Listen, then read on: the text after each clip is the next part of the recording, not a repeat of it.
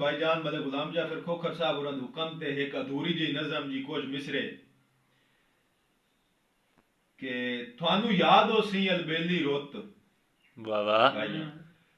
थानू याद हो सी अलबेली रुत ओदा बेरी बूर पकाए होए हन ओदा बागी बुलबुल गांदी हाई कोयल कई गीत सुनांदी हाई। हाँ वाह बहुत शुक्रिया भाई। वाह।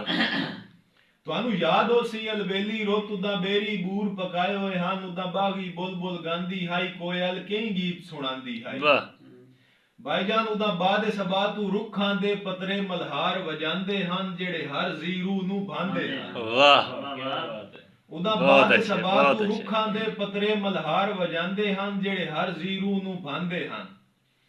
उदा सुर्ख गुलाब पे खिड़दे हन उदा ऐन बहार दा मौसम हा जदा खुशियां दी बरसात होई साडी पहली आ मुलाकात होई उदा चेता रहा थानू याद हाय हाय हाय हाय हाय वाह वाह वाह वाह वाह वाह।